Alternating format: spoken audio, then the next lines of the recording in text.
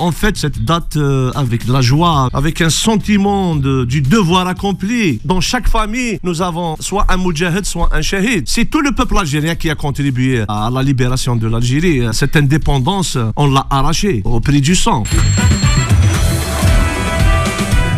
La matinale avec Kim sur Beurre FM. Eh bien, nous avons le plaisir pour cette dernière heure d'avoir avec nous un journaliste indépendant spécialisé sport, mais qui couvre évidemment toutes les autres actualités comme bon nombre de journalistes. Il s'appelle Mostafa Mazzouzi, il nous vient d'Algérie. Il est présent sur notre plateau, on est très heureux de l'accueillir. Salam alaikum Zoul. Bonjour Mostafa. Bonjour Kim, bonjour à tous vos auditeurs, Azuflaoun. Je suis très content d'être avec vous et partager ces moments en cette date symbolique qui est le 5 juillet 2024. Date mémorable évidemment de l'histoire algérienne. Mostafa Mazzouzi, on a plein de questions à te poser. Bon alors on se tutoie, hein, on va pas mentir aux auditeurs. Sûr, il le faut. Nous on est très transparent, on va pas se vous voyer pour se vous voyer. On se tutoie habituellement, donc on le fait aussi à l'antenne.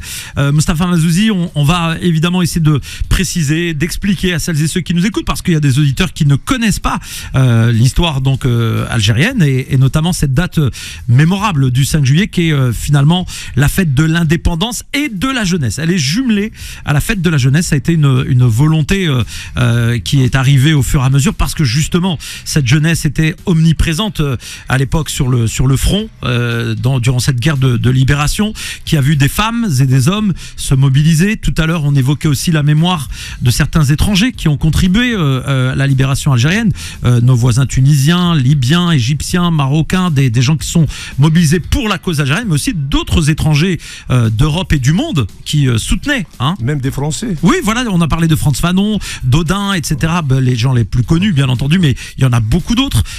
Tout d'abord, en quelques mots, rappelons le contexte du 5 juillet 62. On arrive à la fin de cette guerre de l'Algérie avec la France, finalement de la colonisation qui va s'arrêter. Comment, d'abord, avant toute chose, comment est célébré ce 5 juillet? Qu'est-ce qui se passe au matin du 5 juillet en Algérie? D'abord, avant de répondre à votre question, c'est avec émotion qu'on s'incline devant la mémoire de nos valeureux martyrs. J'oserais pas citer le chiffre de 1,5 million de martyrs parce que il y en a plus. On évoque des fois 2 500 000 personnes. On continue à inhumer des ossements de martyrs. Donc chaque année, à l'occasion du 5 juillet ou du 1er novembre, la date du déclenchement de la Révolution, on fait des illuminations symboliques. Donc il faudrait rappeler à cette jeunesse les sacrifices consentis pour qu'aujourd'hui on se libère de 132 ans de colonialisme. Rappelez surtout ce qu'a fait le colonialisme français en transformant une guerre en un véritable génocide. Parce que le colonialisme français n'a pas utilisé les armes conventionnelles pour sa guerre. Il a utilisé des méthodes atroces. Rappelez le 17 octobre où des Algériens ont été carrément jetés dans la Seine. Donc il ne faut pas l'oublier. On a passé 132 ans de colonialisme et aujourd'hui on recouvert notre indépendance au prix des sacrifices. Beaucoup de sacrifices. Vous avez parlé du jumelage entre la fête de l'indépendance et de la jeunesse. C'était la jeunesse qui a pris ses responsabilités historiques. Je rappellerai le Mostafa Ben Boulaïd, un chaoui digne algérien qui était, lui et ses parents, très riches. Il pouvait ne pas être concerné par la lutte pour la libération de l'Algérie. Il a vendu tous les biens de ses parents pour financer et surtout déclencher ce fameux baroud du 1er novembre 54. Moi, personnellement, nationaliste que je suis très ému de parler de cette date historique. Les Algériens, avec toutes leurs différences, avec toute leur ethnologie, je dirais, sont unanimes à fêter avec émotion et surtout avec joie cette date. Hier, par exemple, il y a eu des parades partout en Algérie pour rappeler ce qu'a fait 2 ou 3 générations avant nous, pour que nous vivons en liberté.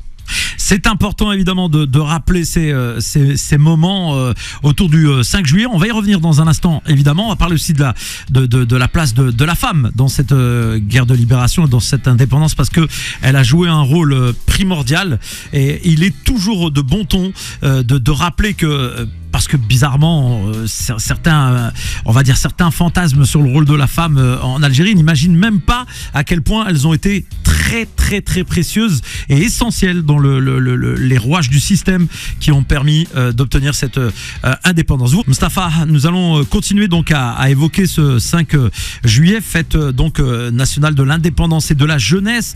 On a parlé du rôle de la jeunesse à travers quelques exemples il y a de ça quelques instants. Je voulais revenir aussi sur le rôle des femmes. Le rôle des femmes durant cette guerre de libération et le rôle qu'elles ont joué pour cette indépendance algérienne. Est-ce que, première question, la femme a eu un rôle important dans l'histoire algérienne? Et comment? Ça a commencé déjà avec la fameuse guerrière Durdura, la Fatma Soumer. Et c'était la première femme à mener la guerre aux colonialistes français, donc il faut le rappeler. Après, dans la bataille d'Alger, la fameuse bataille d'Alger, où nos poseuses de bombes étaient très actives, je citerai peut-être Zohra Drif, je citerai Hassiba Ben Bouali, et c'est une occasion aussi de rendre un grand hommage à une vivante, à un témoin de l'histoire, Jamila Bouhired. Oui. Il ne faut pas oublier qu'elle est toujours en vie. Elle a 89 ans ou 90 ans. C'est vraiment, c'est une guerrière. C'est une femme de tous les combats. Elle ne s'est pas suffi de combattre le colonialisme français, mais après l'indépendance, elle a joué un autre rôle, c'est celui d'éveiller les consciences et de militer pour la démocratisation de l'Algérie. Donc, chapeau à cette femme. Un rôle ultra important donc des femmes. Sans oublier le rôle qu'a joué la femme en tant qu'infirmière, en tant que vaguemestre, en tant que relais, en tant que informatrice. Vraiment, le rôle de la femme a été déterminant. Il l'est aussi aujourd'hui, évidemment, en 2024. On va faire une projection dans quelques minutes, évidemment, pour en arriver à notre époque. Alors, vous avez un nom, Mustapha Mazzouzi, et je voulais faire référence, et on va en reparler longuement tout à l'heure, à un homme, Mohamed Saïd Mazzouzi, qui porte le même nom que toi, Mustapha, un grand révolutionnaire, peut-être un peu méconnu du grand public, qui mérite aussi d'être encore plus largement connu. Il y a d'ailleurs un livre qui s'intitule « J'ai vécu le pire et le meilleur ». Ce sont des mémoires qui ont été recueillies par Lahsen Moussaoui, paru aux éditions Casbah. Quel lien as-tu avec Mohamed Saïd Mazzouzi? Donc, Mohamed Saïd Mazzouzi, c'est mon oncle paternel. C'est l'aîné de ses frères. Donc, il a passé 17 ans de prison. Après un attentat raté à Tixirt, où le mouvement national a voulu commencer le combat armé. Donc mon oncle était chargé avec Mohamed Zerouali et une petite équipe d'abattre le Bachar el-Ali de Tixirt. Donc suite à ça, il a été arrêté et condamné plusieurs fois à la peine capitale, puis à la prison à perpétuité. Vous savez, Mohamed Saïd Mazzouzi, c'est mon modèle. C'est mon modèle, il m'inspire le courage, il m'inspire le sacrifice. Je vais vous raconter une histoire vécue en 65. Après l'indépendance, donc il a été appelé par le défunt président Ouari Boumediene à occuper la fonction de Wali de Tizi Ouzou. Connaissant la Kabylie, donc il a nommé Wali de Tizi Ouzou en 65. Et en cette année-là, le président Ouari Boumediene a invité un leader du mouvement de libération de l'Afrique du Sud, Nelson Mandela. Ouais. Donc Boumediene aimait les mouvements indépendantistes. Donc en invitant Nelson Mandela, il a appelé mon oncle à être parmi les invités qui vont le recevoir.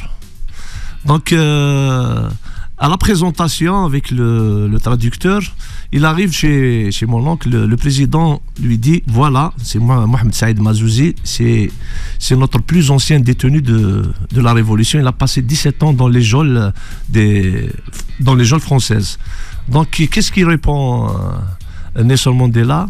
Il lui dit vous êtes la fierté de l'Afrique. 2 ans après, Nelson Mandela est arrêté suite à son combat contre l'apartheid. Il a passé 27 ans de prison. Vous savez un peu le parallèle. Le parallèle. Donc mon oncle, suite à ça, est appelé par ceux qui le connaissaient, le Nelson Mandela algérien. Donc mon oncle, en plus d'avoir mené son propre combat en prison, parce que lui, il le dit dans son livre, d'ailleurs j'ai vécu le pire et le meilleur, il vous dit, j'ai pas fait de la révolution. Moi, j'ai pas fait de révolution. La France m'a interpellé et l'Algérie m'a libéré. Il a vécu la joie de l'indépendance en prison. Il a connu des leaders de la révolution algérienne en prison, comme le grand stratège de la révolution, Ben Ramadan. Donc après, il a eu à occuper plusieurs postes de responsabilité. Il était wali de Tizi Ouzou, puis il était ministre du Travail pendant 10 ans, puis ministre du Moudjahidine. Et après, il s'est retiré du FLN avec sa fameuse phrase en 83, où il était contre la gestion de Chadli, où il avait dit le FLN maintenant, c'est le moment qu'il entre au musée. C'est tout ce que je peux dire sur cette grande temple qui nous a quittés en 2016. Allah yarhamou. En tout cas, voilà des personnages qui ont marqué cette histoire, qui ont inspiré et qui inspirent encore forcément les plus jeunes, les historiens évidemment faisant un travail aujourd'hui pour, on va dire, partager cette histoire et cette mémoire aux plus jeunes qui ne la connaissent pas forcément. Il y a eu, oui. D'ailleurs, je vous invite à lire la conclusion de son livre. Exactement. Le message qu'il a passé, c'était émouvant. Moi, personnellement, je l'ai bien saisi. Vraiment, c'est le moment. Bon, nous, on a une petite surprise pour toi, Mustapha, dans quelques instants. Donc, on va évidemment continuer cette émission dans le bon ordre, mais il y aura une petite surprise dans quelques instants qui va te faire plaisir, je l'imagine. Je voulais aussi parler, parce que le temps passe vite, hein, on est déjà pratiquement à 9h30. Avant de marquer une pause, je voulais parler de cette date. Qu'est-ce qui se passe le jour du 5 juillet? Raconte-nous ce qui se passe ce jour-là. Les gens sortent dans la rue, concrètement dans toutes les villes d'Algérie. Qu'est-ce qui se passe le 5 juillet? Bon, déjà le 5 juillet, c'est l'émotion. On fête cette date avec de la joie, avec un sentiment du devoir accompli. Parce que dans chaque famille, nous avons soit un moudjahid, soit un shahid. Donc, c'est tout le peuple algérien qui a contribué à la libération de l'Algérie. Cette indépendance, on l'a arrachée, il faut bien le rappeler, au prix du sang.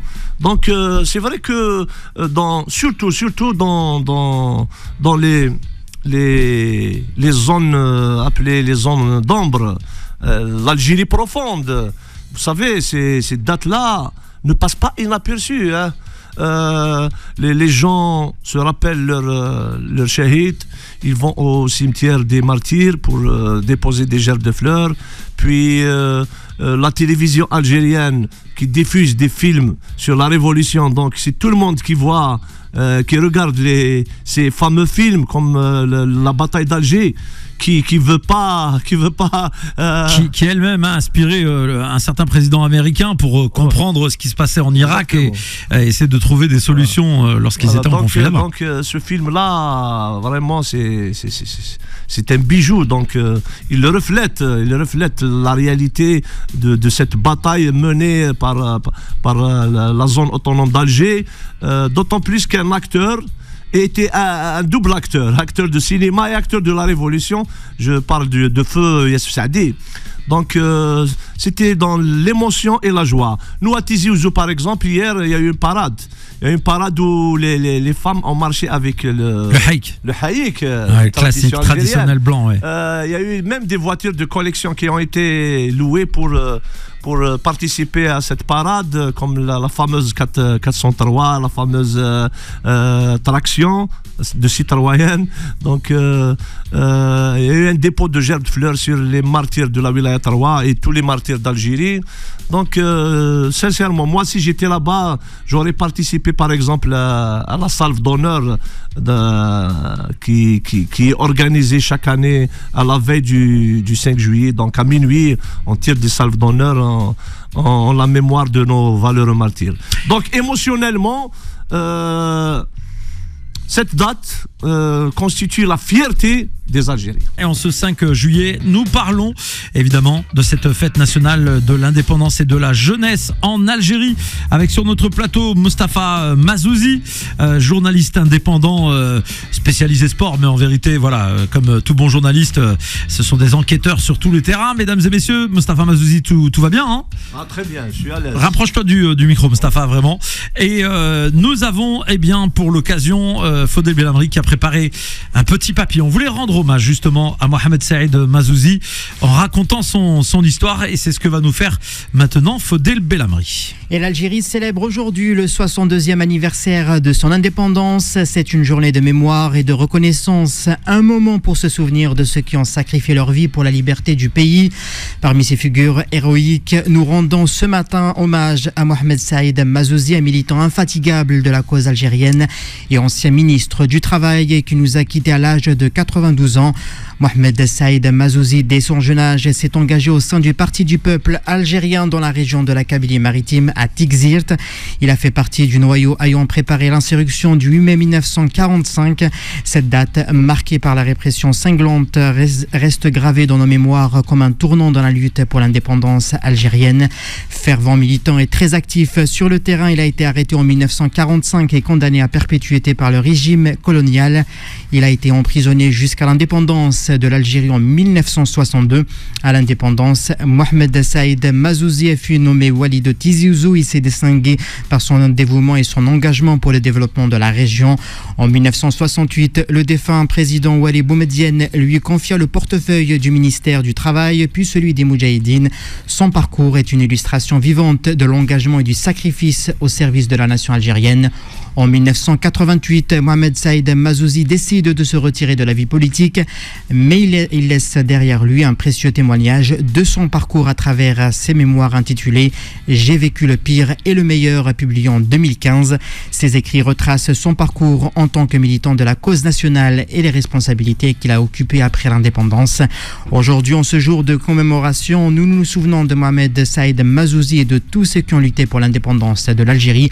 Leur mémoire continue de vivre dans l'histoire, inspirant les générations futures à poursuivre le chemin de la liberté et de la justice partout dans le monde. Merci beaucoup Fodel Belhamri pour ce bel hommage rendu. Donc, là, sincèrement, Fodel m'a ému.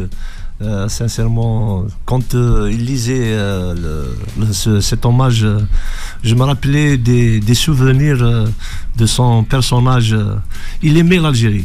Sincèrement, à un certain moment, il avait boycotté la France. Il ne venait pas en France. Il était tellement enragé de ce qu'avait fait la France, coloniale bien sûr. Il ne pouvait pas venir à Paris. Donc il aimait partir en Suisse. Donc c'est quelqu'un... Il était humble, il était modeste. Je me rappelle dans sa commune de résidence...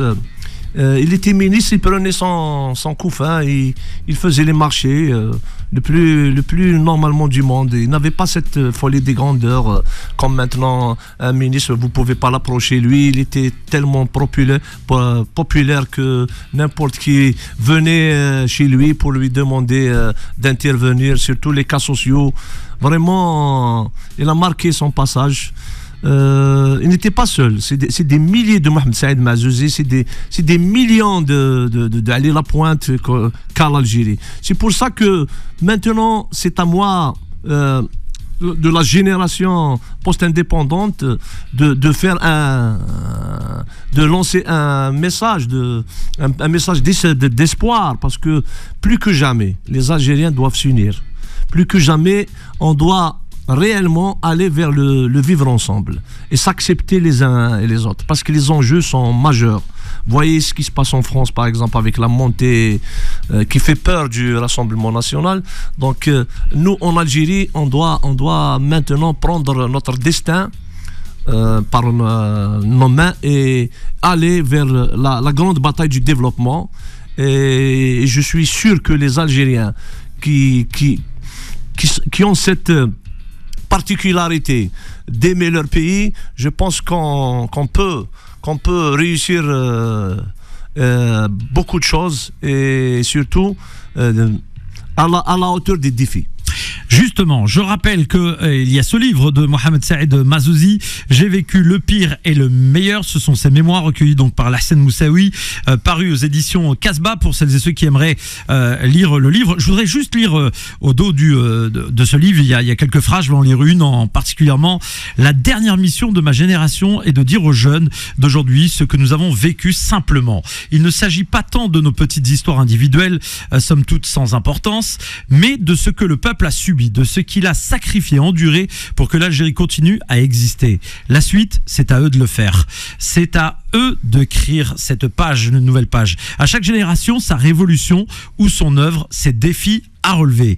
Et puis, il termine en disant, j'ouvre les guillemets, dans l'Algérie du temps de l'ignorance et de l'analphabétisme imposé et d'écoles interdites aux indigènes, combien de nos concitoyens ont pu croire qu'arriverait le jour où l'enseignement généralisé serait accessible pour tous, même obligatoire?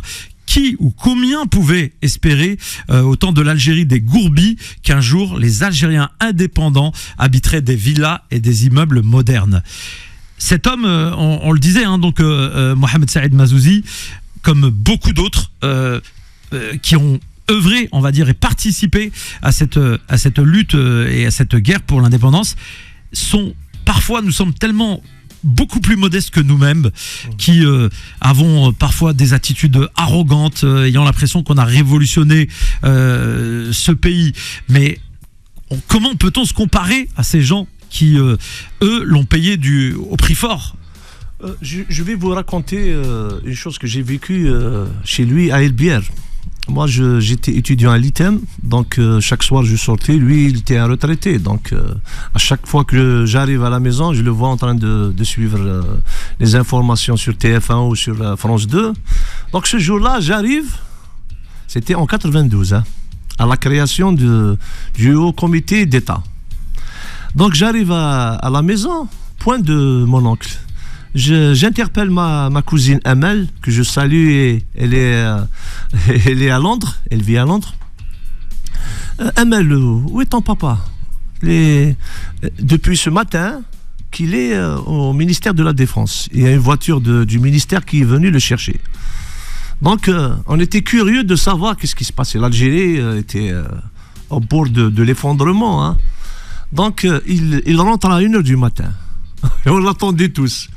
Et là, il nous donnait une exclusivité d'information que l'ex-général major Khaled Nzar, que Dieu ait son âme, en sa qualité de ministre de la Défense, lui avait proposé d'être parmi les 5 membres du ACE. Je parle de Mohamed Boudiaf, d'Ali Kafi, de Khaled Nzar et de Reda Malek, je pense, et lui. Donc lui, on n'a pas pu le convaincre. Sincèrement, on n'a pas pu le convaincre. Il avait refusé poliment, et il a été remplacé par l'ex-recteur de la mosquée de Paris, Tidjani Hedem. Ouais. Donc ça, je l'ai vécu.